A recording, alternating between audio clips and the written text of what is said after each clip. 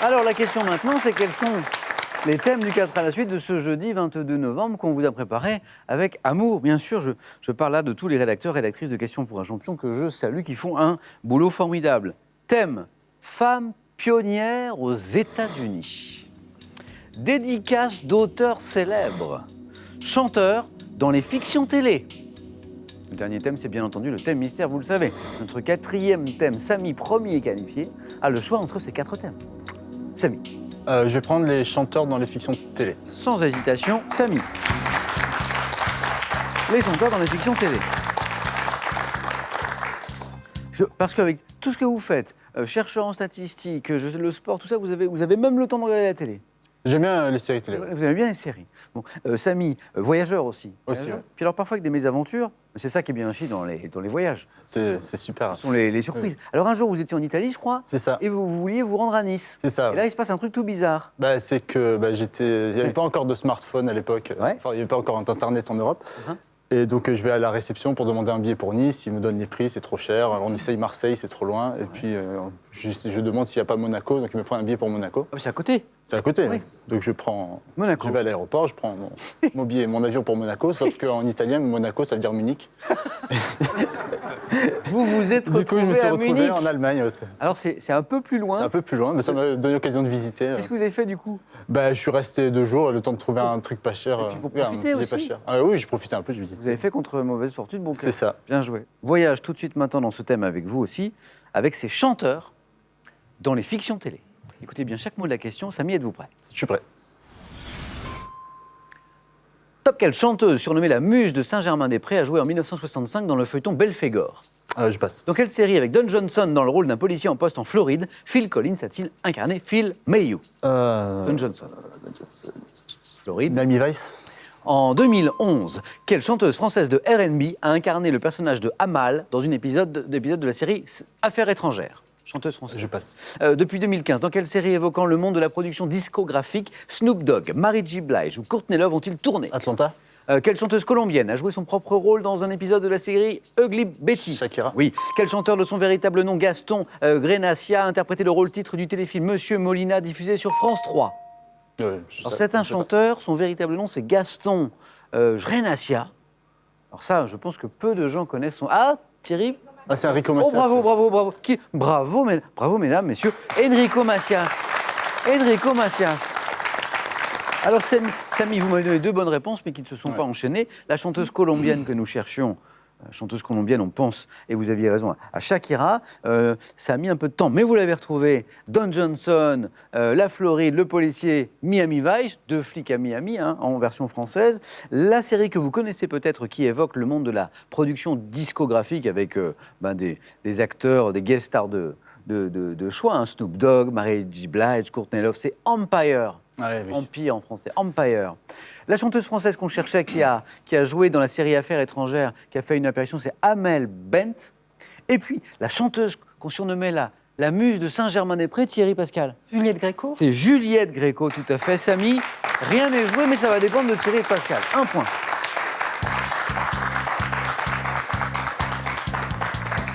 Un point pour Samy. Thierry, notre champion en titre, va pouvoir choisir entre ces 3 thèmes.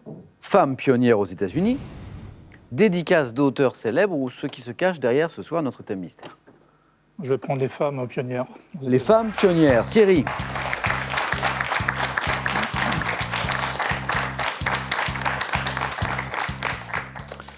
Thierry, une très belle première participation hier mercredi, une première victoire et il l'espère, une deuxième ce soir. Je prends les questions, Thierry. Femmes pionnières aux États-Unis, on y va? Ouais. Allez. Top, quelle aventurière du Far West aurait été la première femme blanche à pénétrer dans... En 2011, de quel quotidien new-yorkais Jill Abramson est-elle devenue la première femme à occuper le poste de directeur de... En 2007, de quelle université située à Cambridge dans le Massachusetts Drew Faust a-t-elle été la première femme à prendre la direction? Harvard. Oui. Quelle romancière née à New York en 1862 a été la première femme à recevoir en 1921 le prix Pulitzer pour Le Temps d'innocence? Pearl Buck. Selon le magazine Forbes, quelle animatrice et productrice de télévision est la première femme noire américaine Oprah Winfrey. à être devenue en 55? Quelle passagère noire ayant refusé de céder sa Rosa place? Parks. Oui. En 2018, de quelle agence de renseignement Gina Haspel était devenue la CIA. première femme? Quel pédagogue né en 1800? 3 points pour vous, ça c'est beau. 1, 2, 3, 5 bonnes réponses. La CIA, Rosa Parks. L'université d'Harvard, New York Times, Calamity Jane, autant de bonnes réponses. Peut-être la langue qui est un peu fourchée sur cette réponse de la première femme noire américaine à être devenue milliardaire, Oprah Winfrey. Winfrey. Oui, avec Ophélie Winter, c'est pas la même histoire. J'ai pas confondu. C'est pas tout à fait la Pas tout même à fait. histoire. C'est marrant, c'est malin, vous m'avez mis Dieu m'a donné la foi dans la tête pour la journée. Moi aussi. Hein. Et alors la romancière, prix Pulitzer pour le temps de l'innocence, première femme à recevoir ce fameux prix et prestigieux prix Pulitzer, c'était Edith Wharton. Thierry, notre champion, se qualifie pour le face-à-face, bravo.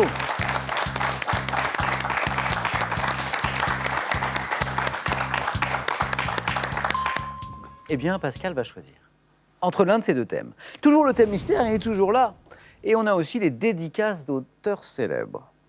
Je vais prendre les dédicaces. Rappelons que Pascal est professeur de lettres classiques. Ouais, Pascal.